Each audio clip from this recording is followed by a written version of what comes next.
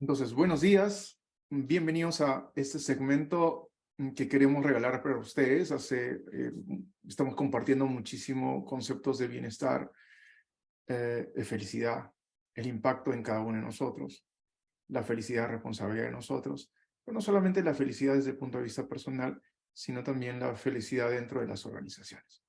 Entonces, hoy día, juntamente con Malena Larrauri, vamos a establecer un conversatorio sobre felicidad y felicidad en el trabajo. Así que bienvenidos, estamos aquí para seguir compartiendo este tema que es crítico y fundamental para nosotros y seguramente para ti también. Entonces, ¿cómo estás, Malena? Hola José, súper bien, muy feliz y contenta de participar de este conversatorio y me encanta el tema, me encanta que podamos intercambiar un poco de ideas, de conocimientos, de preguntas que van surgiendo y que podamos compartir con los demás esto que tanto nos apasiona, ¿no? Entonces, Fantástico. nada, aquí estamos y bienvenidos a todos y vamos a empezar a conversar sobre este apasionante tema. ¿Te parece que empiece con alguna pregunta por ahí? Sí, por favor, me encantaría, me encantaría. Tú que tienes la experiencia que estás haciendo precisamente tu tesis sobre felicidad y Sí. felicidad en las organizaciones, así que, ¿qué más? ¿Qué más relevante que esto, no? Sí, exacto, de verdad que me tiene atrapada el tema y con todas las ganas de seguir profundizando. Así que feliz de poder conversar contigo en esta oportunidad y vamos a ver, ¿no? O sea, esto de la felicidad, ¿no? Es esto, happiness o el bienestar se está poniendo un poco como de, no solo, no es una moda en realidad, sino que está trayendo cada vez más atención, ¿cierto? Y hay mucha investigación de por medio en los últimos años. Entonces, se nota que ese interés por la felicidad además se ha extendido a las organizaciones, ¿no? A las experiencias en los lugares de trabajo. Y de hecho nos llama a cuestionarnos y a preguntarnos qué hay detrás de esas investigaciones. Y ahí va un poco orientada mi pregunta, ¿no? ¿Cuál es el impacto, perdón, cuáles son las evidencias del impacto que está habiendo de la felicidad en, ya no solo en el individuo, sino también en esas experiencias en los lugares de trabajo, ¿no? En las organizaciones? ¿Qué nos puedes contar, José, respecto a esas evidencias? Varias cosas, ¿no? O sea, primero que las organizaciones han entrado a un plató, ¿no? O sea, han mejorado el tema de ventas, han mejorado el tema de marketing, están mejorando el tema de los procesos, reingeniería de procesos, con el fin y el afán de ser más rentable, de ser más competitivos. Pero, pues, casi calidad y procesos es una norma, ¿eh? Muchas de ellas están teniendo ISOs, etcétera, etcétera. Entonces, la idea comienza a surgir, ¿qué más podemos hacer para mejorar la productividad de las organizaciones? Y pues era una cosa tan obvia de decir, ¿por qué no regresamos a lo básico? Back to the basic. Los procesos, la reingeniería, el control de calidad, ¿quiénes las hacen? Las personas. Y las personas lo van a hacer en la medida en que estén bien y se sientan bien. Lo que se llama el bienestar, porque el bienestar no es solo sentirse bien físicamente y emocionalmente, sino también estar bien, ¿de acuerdo? Entonces, lo que se ha visto es cómo podemos trabajar el tema del bienestar. Surgió hace bastante tiempo el tema de happiness. Happiness viene a ser felicidad, pero el tema de happiness dentro del tema inglés viene un poco más digamos, incorporado la responsabilidad de hacer. El happiness no solamente es un tema del entorno, sino es un tema de yo soy responsable de happiness. Cuando eso se traduce a felicidad, entonces hay digamos, hay un concepto que no está muy entendido, porque felicidad se ve como que hay algo que te impulsa, un gatillante para que tú te sientas feliz. Es que la felicidad no es parte de ti, sino la felicidad son los momentos o lo que te hace sentir otras personas. Se confunde la felicidad con emociones positivas, y las emociones son una parte de la felicidad, no son toda la felicidad. Entonces, lo que se ha visto es que en realidad la felicidad y el tema de sentirse bien no está hacia afuera, no es lo que, no es lo que tu jefe o tu organización te va a dar para que te sientas feliz. De hecho, se ha hecho un estudio de felicidad donde el entorno lo que te produce, donde te dan las facilidades para ser feliz, solamente representa el 10% de tu felicidad. ¿Sí? El 50% depende de tus genes. Tampoco tienes mucho por hacer ahí. O sea, tus papás y los antecedentes y los antepasados tienen mucho que ver. Pero el 40% depende de uno. Algunos dirán escépticamente, pero 40% es muy poco, ¿no? 40% es enorme, que tú puedes Obvio. influir. Y si tú influyes, decides, trabajas sobre tu felicidad, puedes influir en el 10% de tu organización, de lo que te provee la organización, y más adelante, incluso puedes modificar tu carga genética para ti y para las generaciones que vienen.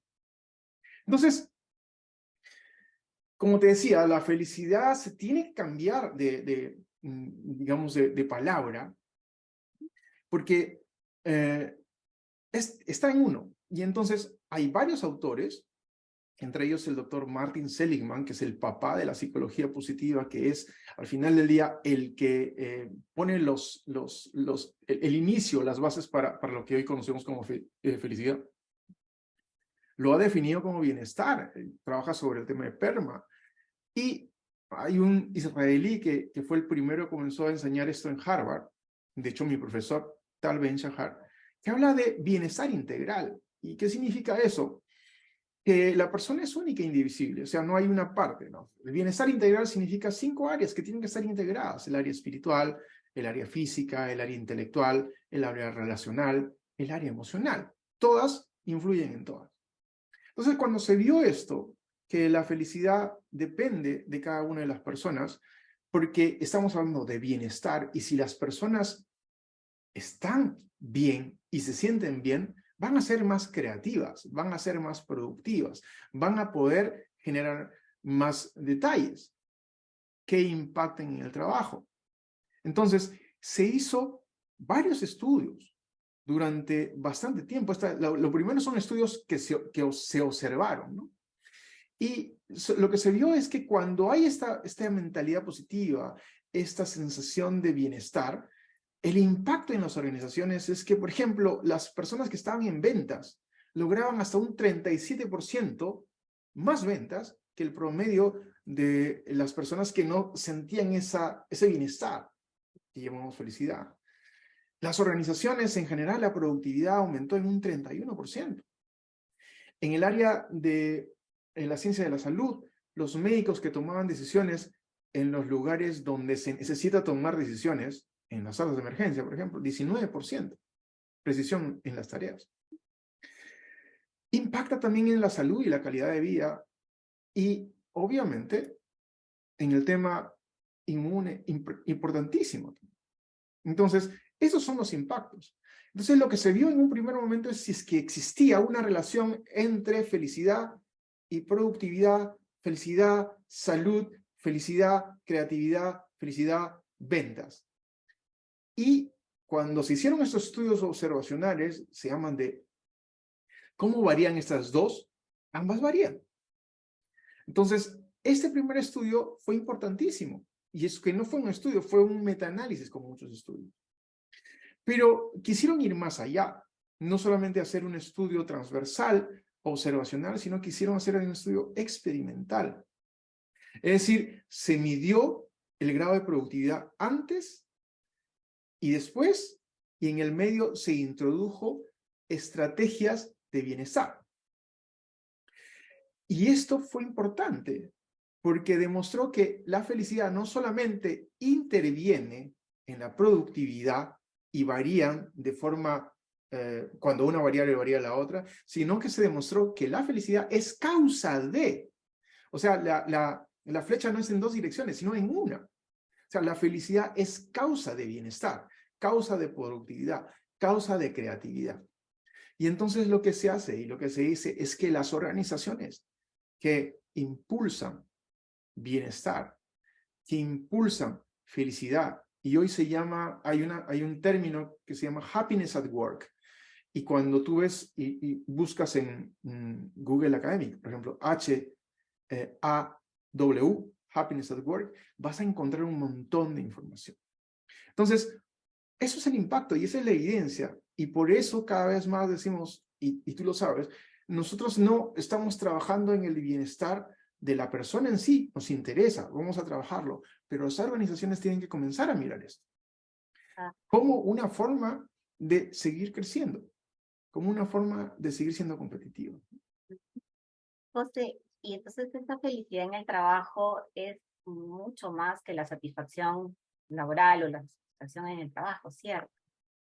Va más Ah, allá. lo que pasa es que esa es una pregunta bien importante, ¿no? O sea, el hecho de tú lograr un objetivo va a hacer que tu trabajador se sienta satisfecho y que haya una especie de recompensa Por por el los logros cumplimiento de, obtenidos. claro, por el cumplimiento de metas, por ejemplo. Y eso es lo que tradicionalmente se hace, ¿no? O sea, se generan metas. Si tú consigues las metas, recompensas y causas esa emoción de felicidad, pues eres feliz. Pero ese tiene que estar cambiando. O sea, lo que pasa es que hay una fórmula que dice el esfuerzo más el trabajo duro hace que logren tus objetivos y por lo tanto serás feliz. Pero siempre van a haber nuevos objetivos y entonces tu felicidad se va retrasando y a veces no logras sus objetivos. Y entonces esa sensación de felicidad no está incorporada. El problema está en que la felicidad no está incorporada dentro de esta fórmula. Cuando entendemos que la felicidad no es a dónde llegar, sino la felicidad es un proceso consciente, es un proceso que nosotros debemos incorporar, la fórmula cambia, ¿no? Que es el trabajo más el esfuerzo multiplicado por la felicidad o por el bienestar, te va a hacer lograr que tus objetivos sean más altos o en menos tiempo. Entonces, el tema está en incorporar la felicidad, no como una recompensa, sino la felicidad para llegar a los objetivos como consecuencia de. Entonces, hay organizaciones que están haciendo muchísimo trabajo. Te había hablado de bienestar integral de la persona, que estamos hablando de espiritual, físico, intelectual, emocional, relacional. Pero en las organizaciones se ha visto que son 4 variables las que una organización debería trabajar para lograr esta sensación de bienestar y happiness at work. Una es el sentido de propósito. Tu organización tiene un sentido de propósito, responde a la pregunta ¿para qué? ¿Para qué estoy acá? ¿Para qué contribuyo? ¿Qué es lo que quiero hacer dentro de la sociedad? Segundo, los trabajadores compran ese sentido de propósito, están enganchados o comprometidos, engagement, El y engagement. si es que este propósito está adecuadamente traducido, adecuadamente incorporado, donde los trabajadores están enganchados con ese sentido de propósito, muchas veces nos va a costar llegar, nos cambian el entorno, nos cambian la variable y por lo tanto se hace mucho más difícil y, bueno, tendemos a caídas. La idea está en que las organizaciones tienen que levantarse sobre esto. Eso se llama la resiliencia organizacional. Perdón. Entonces, propósito, engagement, resiliencia. Es importantísimo las organizaciones que se vuelven a parar y que están apoyando y acompañando a los trabajadores y que los trabajadores acompañan a su vez a otros trabajadores. Son importantes. Pero viene la cuarta que me parece súper bueno que se llama kindness, que es la amabilidad. Significa, sí, pues, pero la resiliencia se logra con mucha mayor facilidad si estás acompañado. Entonces, es trabajo en equipo. Entonces, no es la felicidad una consecuencia de lograr objetivos. Más bien, el trabajo de bienestar, de compromiso, de resiliencia, de kindness, va a provocar que los trabajadores estén comprometidos y van a llegar a los resultados que se tienen. Eso es happiness at work. Y empresas enormes, LinkedIn, Adobe, gente que, por ejemplo, no necesariamente está viendo las cuatro áreas, pero hay un tema que es el tema del sentido de propósito. El sentido de propósito no solamente es hacia dónde vamos, sino estar enfocados en el aquí y en el ahora. El mindfulness, que tanto se habla ahora, que tanto hablan que es una ola, es extraordinario. El tema de mindfulness, al final lo que nos da es el enfoque, Y eso es también está hacer una demostrado cosa. científicamente, ¿verdad? Ha demostrado científicamente. Hacer mindfulness te genera neuroplasticidad, te permite generar nuevas competencias. Y en tu organización lo que no necesitas es tener nuevas competencias para ir formando hard skills o soft skills. Entonces es parte del tema este. Y, por ejemplo, hay algunas organizaciones que están trabajando el tema de gratitud, el tema de reconocimiento, trabajan el tema de justicia y compasión. O sea, muchas organizaciones esperan a final de año, a la Navidad, para que sus trabajadores, no por las empresas, sino por sus trabajadores, vayan y hagan eventos para favorecer a los menos favorecidos. Pero lo que están logrando con esto los trabajadores es compasión. La compasión es uno de los estimulantes enormes de felicidad y de bienestar. Muchas organizaciones están comenzando a ver que esto no solamente hace sentir bien a sus trabajadores, compasión, el hecho de la empatía puesta en acción para el que menos tiene, sino que esto está redituando a ellos beneficios importantísimos para su propia organización. Compromiso de la gente. ¿Entiendes? Entonces es la parte emocional. Las organizaciones muchas veces están trabajando en la parte cognitiva, ¿no? Este es mi producto, esto es mi cliente, estos son mis ratios, estos son mis objetivos, estos son mis KPIs. Sí, pero lo que te engancha no es acá, lo que te engancha es acá. Y eso es felicidad.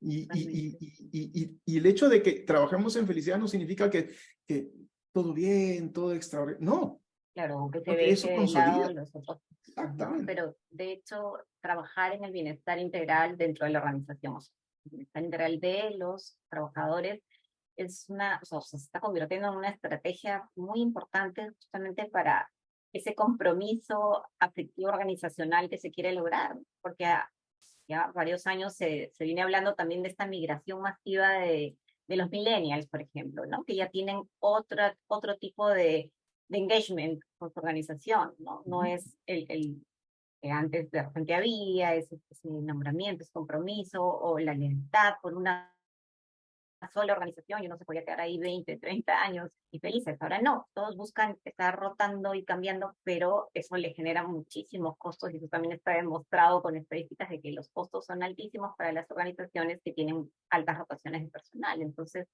trabajar en el bienestar integral se convierte en una estrategia clave hoy en día, sin duda, ¿no?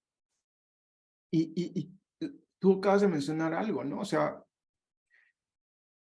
yo lo que creo, mi percepción es que dejó de ser una estrategia, porque la estrategia es el camino que tú tienes para lograr un objetivo, y se ha convertido en un objetivo.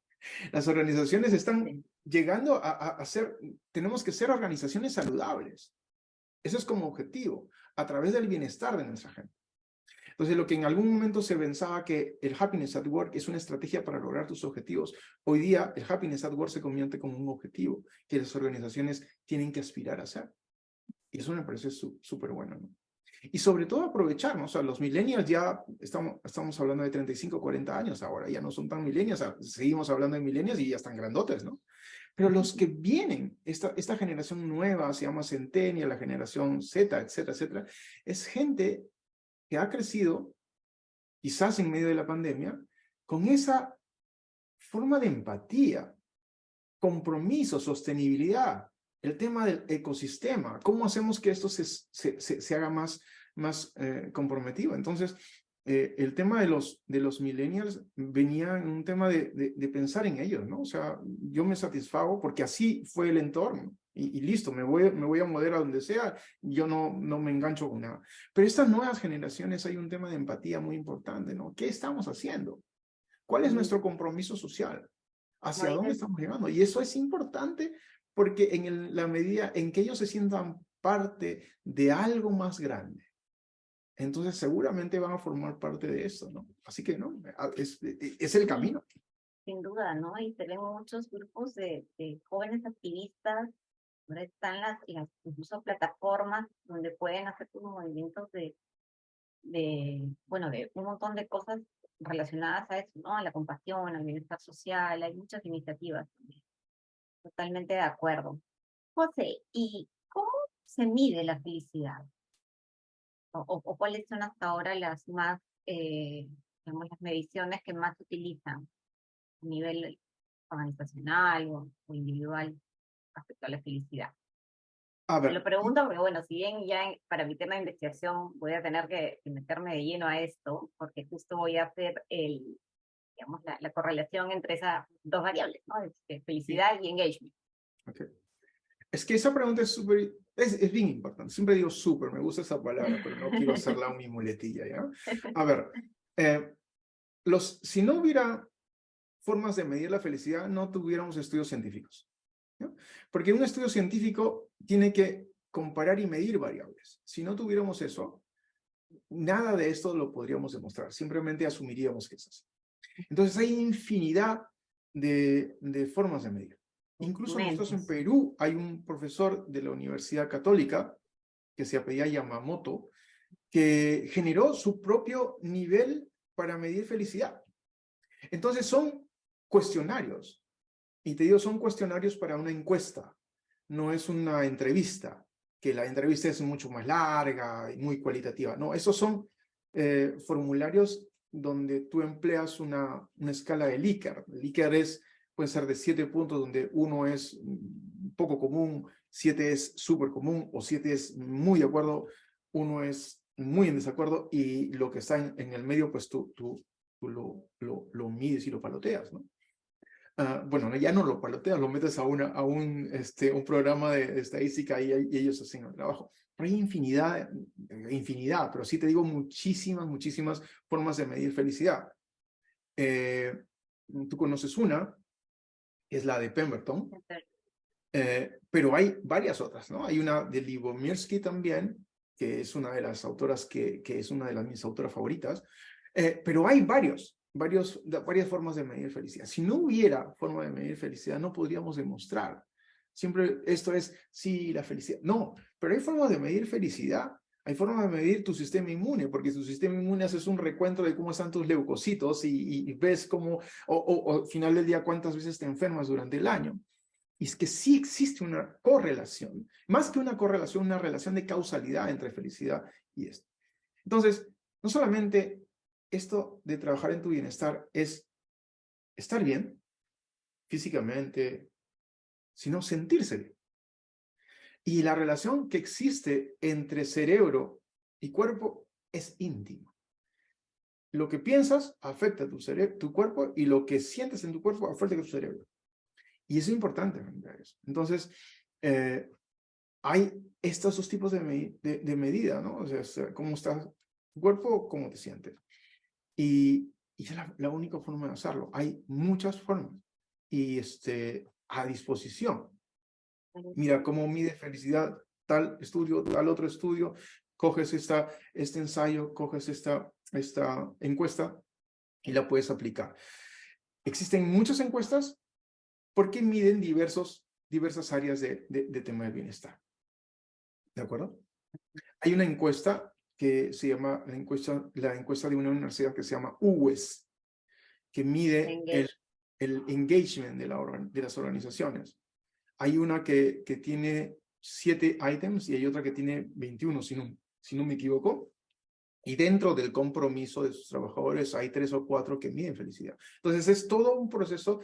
Nosotros hemos hecho algún trabajo para medir engagement al principio y al final de alguna actividad que han hecho las organizaciones. Y entonces, nada, está ahí, ¿no? Está perfectamente ahí. Es excelente saberlo porque hay muchas organizaciones escépticas todavía para trabajar este tema, ¿no? Entonces, qué mejor que demostrarlo a través de instrumentos científicos y bueno, que se puedan dar cuenta que realmente estos pilares del bienestar integral están palpables, ¿no? Además. Y hablando de estos pilares que tú mencionaste, José, de los 5 pilares del bienestar integral, ¿no? Espiritualidad, interacción o interconexión, etcétera. Eh, ¿Tú dirías que uno es más importante que el otro, que todos son equitativamente importantes? ¿O Ah, cómo podrías poner en la balanza de repente estos 5 pilares? es que hay una palabra que a mí me gusta mucho, que se llama equilibrio. Entonces, es como tu mano, la ves acá, ¿no? En este momento está equilibrada. Y entonces tus 5 factores, espiritual, físico, intelectual, relacional, estos están equilibrados. Hay algunos que le das más importancia en la parte relacional o en la parte emocional. Se podría haber un desequilibrio momentáneo, pero como médico también digo, bueno, lo que se llama es el equilibrio dinámico funcional. O sea, en algún momento está así, pero se vuelve a ir así.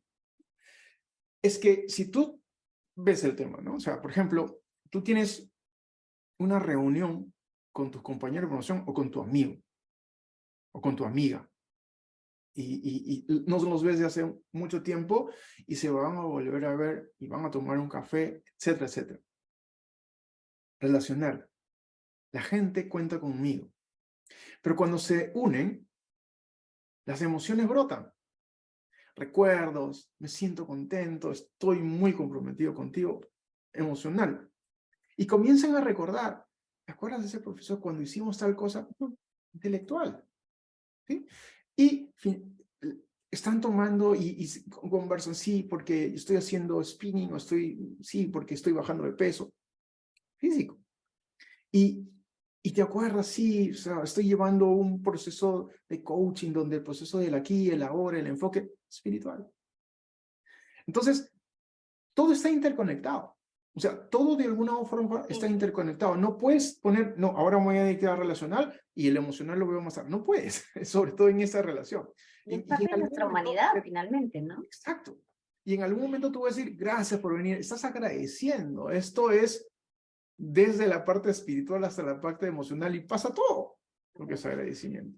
José, ya que mencionas ese pilar de la espiritual, a veces también hay un poco de, bueno, ciertos paradigmas, ¿no? Piensan que el tema de la espiritualidad tiene que ver con la religión.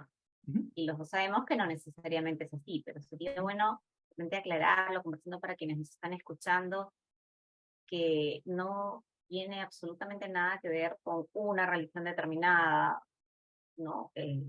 Puede ser cada individuo de distinta creencia o incluso no creencia, pero hay una forma o una manera de llegar a ese bienestar espiritual, ¿verdad?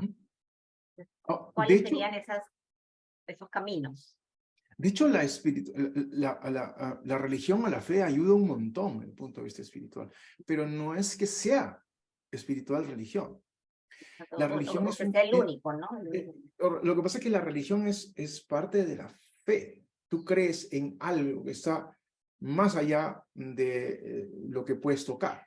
Esa es tu fe.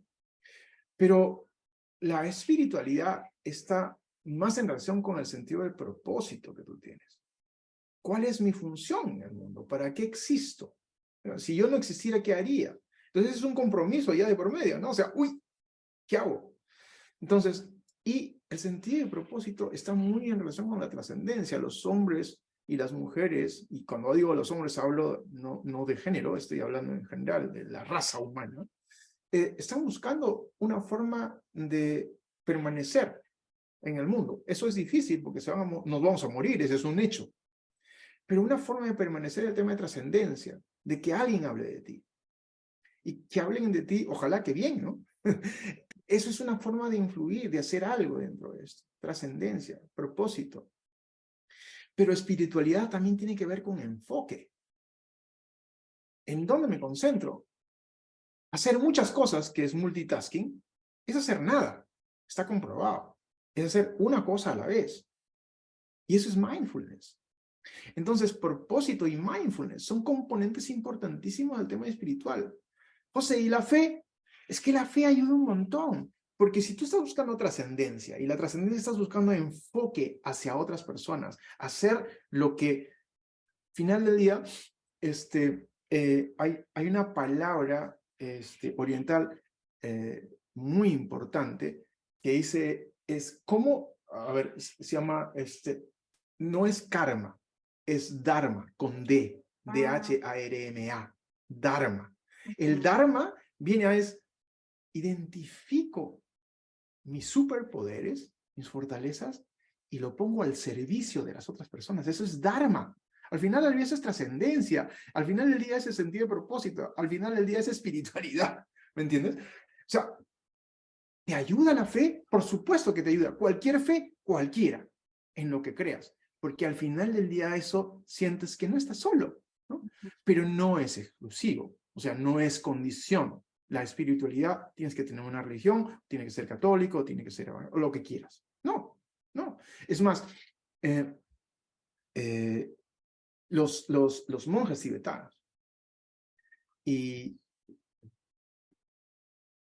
justo lo tengo de casualidad, ¿no? O sea, el arte de la felicidad se llama el Dalai Lama. Lo que hace es facilitar el proceso de discusión de sus creencias con temas científicos.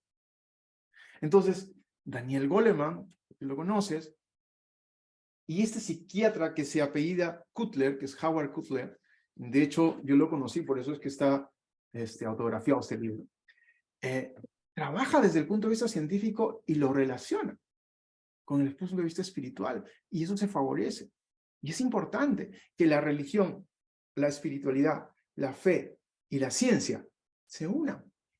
Y por eso ya no solamente se habla del arte de la felicidad, se habla de la ciencia de la felicidad, porque lo estamos demostrando. Entonces eso es súper poderoso, Malena, súper poderoso. Y ese es un compromiso y un sentido de propósito. De hecho, tú lo sabes, estamos metidos dentro de esto. Sí, me encanta. Bueno, y ya casi para terminar este conversatorio, y es que hablamos de este programa de bienestar integral, ¿qué actividades podríamos proponer que se puedan llevar a cabo dentro de las organizaciones? Porque justamente estamos trabajando bienestar integral en el trabajo, en la organización. Entonces, ¿qué actividades o de repente poner una por cada uno de los pilares, ¿no? ¿Qué actividad podríamos proponer para el bienestar espiritual? ¿Qué actividad podríamos proponer para el bienestar físico, para el intelectual, el reflexional y el emocional? Ok. Cuéntanos un poco. Por ejemplo, yo tengo algunos ejemplos que hemos trabajado en algunas organizaciones, ¿no? Hay una organización es una empresa de manufactura de condimentos, ¿no? Una de las personas que trabaja en el área de recursos humanos se inscribió en el curso que nosotros tenemos, que es la gerencia de la felicidad. Y le llamó la atención el mindfulness. Le llamó la atención, vamos a trabajar sobre esto. Entonces lo que ella hizo fue llevar 15 minutos de mindfulness todos los días a su organización en el área de la manufactura, en el área donde los trabajadores están sellando las cajas. Y entonces iba temprano y hacían 15 minutos de mindfulness. Mindfulness lo que hacen es simplemente respirar. ¿De acuerdo? Hubo una vez que esta persona no pudo ir porque tuvo una emergencia o una reunión de trabajo que se le pusieron inmediatamente, y entonces las trabajadoras estaban acostumbradas a esto y no llegaba. Y llamaron por teléfono y dijeron, no vamos a poder ir, hoy día no hay mindfulness. Y las trabajadoras, no hay forma, no podemos empezar. Una de ellas se puso adelante. Hizo exactamente el mindfulness y las trabajadoras hicieron mindfulness. No podían comenzar sus labores sin mindfulness. Y después de más o menos 3 meses, conversé con esta persona, le digo, ¿cuál es el impacto? El impacto es fenomenal. 20% de mejora en la productividad. 20% de mejora en la productividad. Desde que empezaron a hacer el mindfulness. De casi el 10% de licencias por enfermedad. Yo digo, wow, ¿sí? ¿Y qué otros factores han incurrido? No, es que no ha habido ningún otro factor externo. Solamente eso. Esto es realidad. Totalmente, y confirma lo que ya, ¿no? Lo que ya se ha demostrado con muchas investigaciones, porque ya no hay una sola, son varias investigaciones. Los Sí, médicos y esto están recomendando mindfulness. esto no ha sido una investigación formal, ¿sí? Esto ha sido, pues, un Claro, experimento, una experiencia empírica. pero linda Pero experiencia, ¿no? hay otra que a mí me fascina harto, ¿no? En el primer curso de gerencia de la felicidad que dictamos, estuvieron 2 personas del área de recursos humanos de una de las empresas pesqueras más importantes de Perú. Y lo que su gerente les dijo, bueno, ¿qué hacemos de diferente? Y ellas propusieron enfocarse en las fortalezas, psicología positiva, no nos enfoquemos en mejorar debilidades, enfoquémonos en las fortalezas. ¿Qué bienestar estamos hablando ahí? Bienestar intelectual, ¿sí? Y bienestar relacional. Entonces se hicieron una encuesta, porque la cosa no estaba caminando muy bien.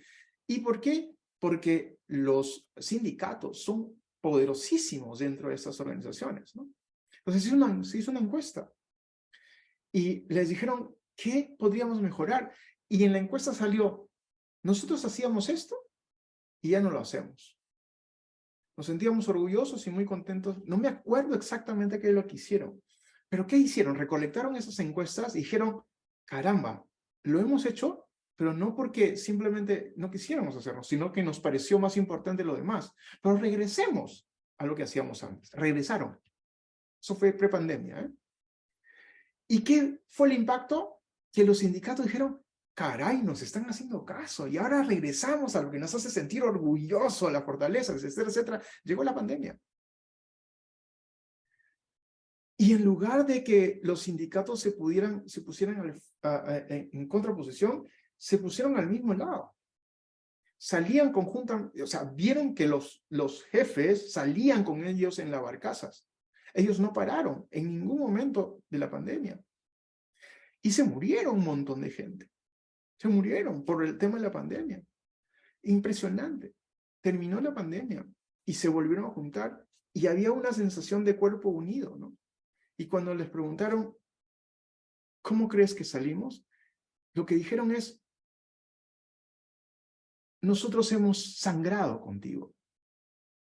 ¿Cómo no vamos a salir adelante juntos? ¿Me entiendes? Entonces, wow, para mí eso fue impresionante. Y eso me dijeron el Departamento de Recursos Humanos, solamente enfocándote en la gente, solamente enfocándote en el bienestar, solamente sabiendo cómo estás, solamente preguntando cómo está la familia, solamente trabajando con la familia de las personas que habían desaparecido.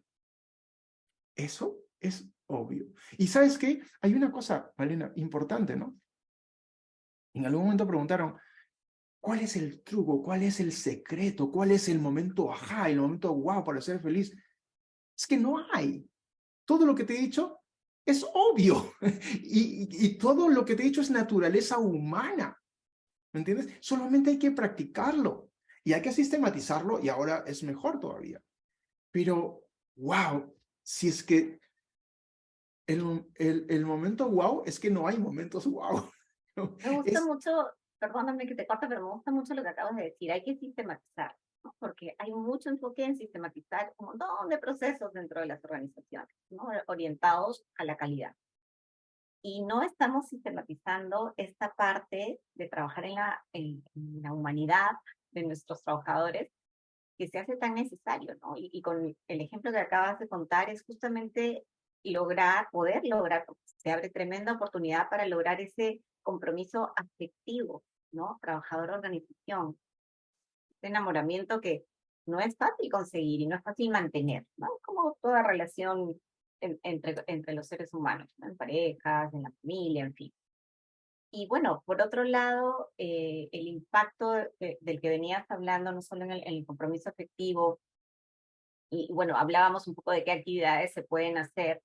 Y respecto al tema del mindfulness, justo cuando hablabas de eso te iba a comentar que también ya hay muchos médicos que se están dando cuenta de este de este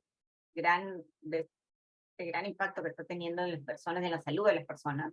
Hace poquito vinieron los médicos de Paonia a ver a mi papi y entre las cosas que le recetaron estaba el mindfulness. Entonces, imagínate, ¿no? Tienen sí. que hacer sus respiraciones y una meditación. Entonces, ya, o sea, ya no es algo que antes uno decía, ay, no, es algo esotérico, ¿no? Había mucha gente que lo veía así, ya no. Y me encanta, ¿no? Me encanta que esté abriendo esas oportunidades, esas posibilidades, ¿no? Yo te cuento algo, ¿no? O sea, tengo oportunidad de dictar algunos cursos, algunos que me gustan mucho y algunos que son muy técnicos, ¿no? Y trabajamos en el tema de administración de las organizaciones de salud. Un tema súper bonito, ¿no? Porque es enfocado en el paciente, enfocado en el cliente. Pero todas las sesiones empezábamos con lo que llamamos el mindfulness láser. O sea, 2 o 3 minutos de respiración y la gente se sentía bien. Entonces, al final del curso siempre se hace una encuesta, ¿no? ¿Cuáles son las cosas que te llevas? Y entonces yo decía, patient centricity, proceso, planeamiento estratégico. El 90% de la encuesta, lo más importante del curso fue mindfulness.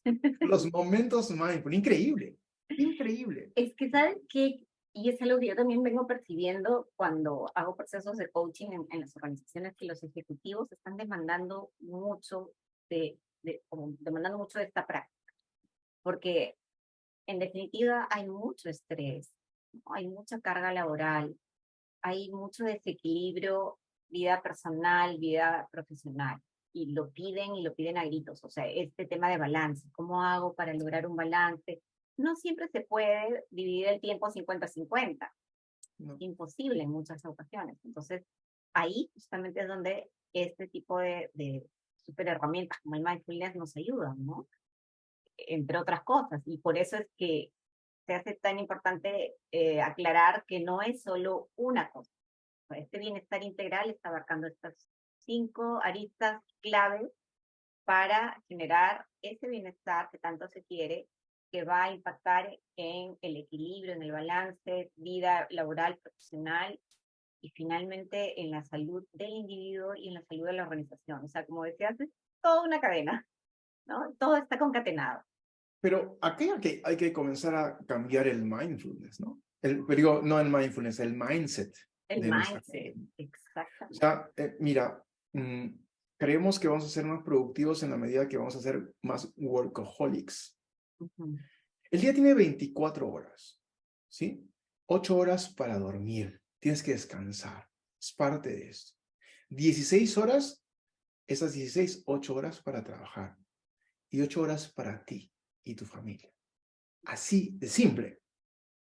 ¿Sabe? Claro que en algún momento, pues por A o por B, tienes un presupuesto o lo que yo te... Vas a aumentar el número de horas de trabajo. Sí, pero tienes que compensarlo después. El equilibrio dinámico funcional. Pero si tú crees que vas a ser productivo porque estás 12 horas, 13 horas en el trabajo, te estás olvidando de tu gente, de tu familia, de tus amigos, de ti. ¿Cuántas veces has ido al gimnasio? ¿Cuántas veces estás comiendo bien? ¿Cuántas veces estás leyendo cosas que no son del trabajo? ¿Cuántas veces estás viendo una película o escuchando alguna canción que te gusta?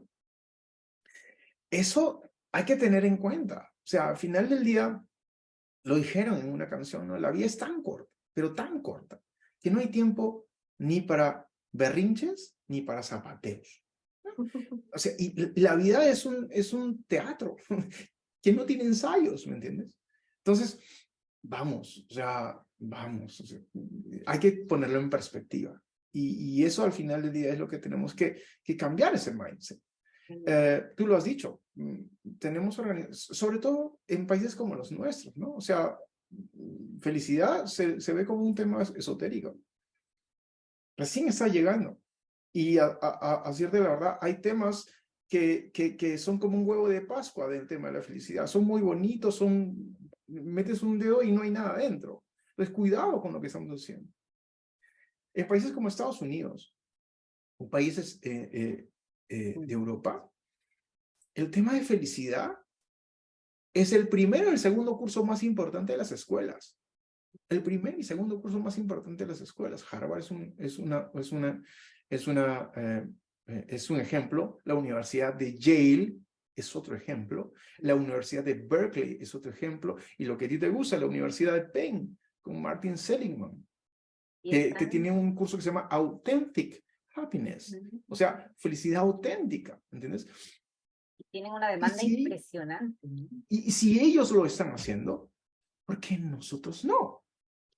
¿Entiendes? Entonces, ese es el compromiso de nuestro grupo. Ujú. Ese es el Y compromiso de nuestro justamente eso es lo que queremos hacer, ¿no? Que se vaya difundiendo, que se pueda ir compartiendo, expandiendo, y ya no solo a nivel individual, porque sí es cierto que muchas personas están hace un tiempo ya hambrientas de experimentar una felicidad auténtica, sino también ya extendido a las organizaciones, ¿no? Entonces, qué lindo que se haya abierto este espacio para que podamos difundir y compartir con nuestros oyentes que ya no es solo el curso de felicidad en el trabajo, que ya hay varias promociones con muy poderosos testimonios, sino que también ya tenemos este programa, ya lo hemos llevado a cabo en algunas organizaciones, pero la idea es que sigue expandiendo un programa muy poderoso de bienestar integral, ¿no?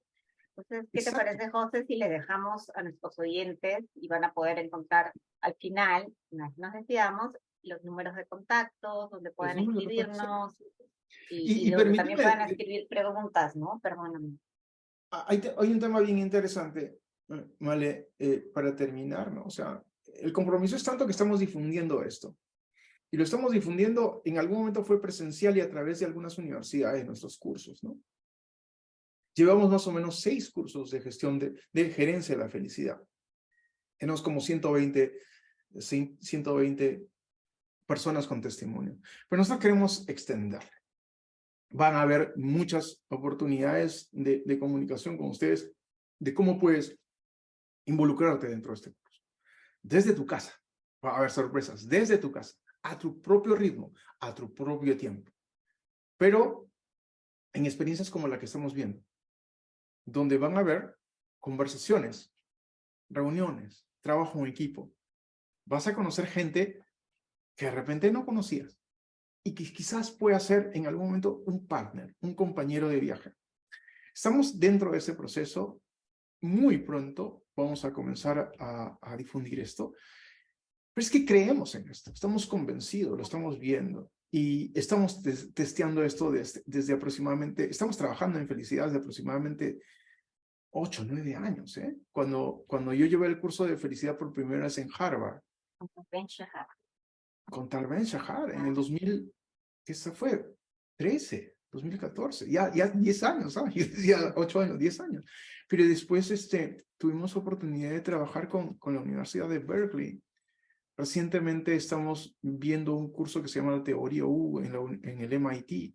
Entonces hay mucha información que vale la pena difundir e incorporar. Y eh, los que se convirtieron en colegas ya, porque ya han pasado este curso de la felicidad, hay muchos testimonios que queremos compartir con ustedes.